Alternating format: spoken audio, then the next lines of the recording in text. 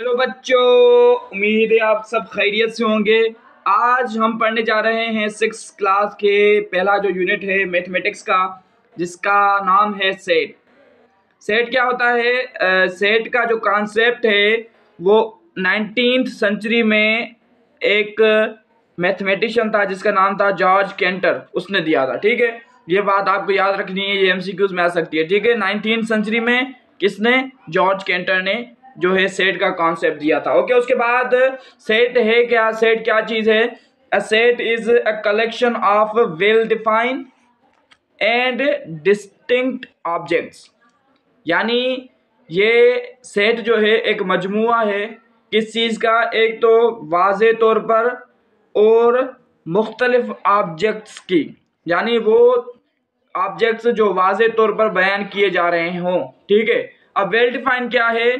Well define ऐसे object, अब ये देखें वेल डिफाइन क्या है। Well define must have same specific property so can be identify, यानी ऐसी चीज़ें हों जिसकी जो प्रॉपर्टीज हों वो एक जैसी हों। मिसाल के तौर पर अगर हम कहें कि भाई एक सेट हो जिसमें एक बनाना हो, एक जो है एप्पल हो, तो अब ये सेट नहीं बनेगा। ठीक है, मगर हम कहेंगे कि भाई केले का सेट, ठीक है, तो अब ये स्पेसिफिक प्रॉपर्टी होगी उनकी। या मिसाल के तौर पर हम कहें स्टूडेंट्स, ठीक है, तो अब हमें पता नहीं कौन सी क्लास के स्टूडेंट्स हैं, यानी हम इसे सेट नहीं कहेंगे। मगर जब हम कहेंगे कि 7th क्लास के स्टूडेंट्स, तो स्कूल के 7th क्लास के स्टूडेंट, तो अब ये स्पेसिफाई हो गया, उनकी प्रॉपर्टी सेम हो गई, यानी वो सब जो हैं 7th क्लास के हैं, इसीलिए उसे हम वेल डिफाइन कहेंगे, उसे सेट कहेंगे। मगर उसी जगह पर अगर हम कहें कि भाई स्कूल के असातिज़ा का सेट, अब स्कूल में पता नहीं बहुत सारे असातिज़ा हैं, केमिस्ट्री के हैं, फिजिक्स के हैं, बायोलॉजी के हैं,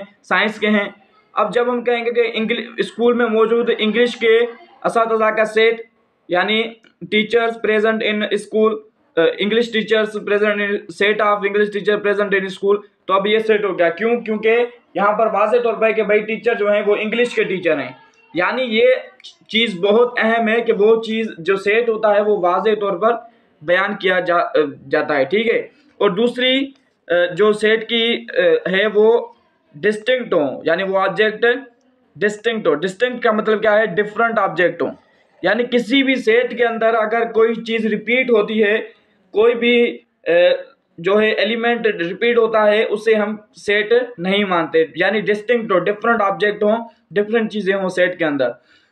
और अब हम पढ़ेंगे कि सेट को किस तरह रिकॉग्नाइज किया जाता है, किस तरह लिखा जाता है।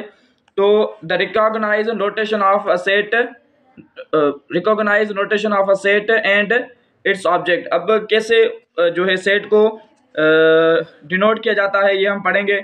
तो denoted by capital letter, set हमेशा किस चीज़ से डिनोट किया जाता है?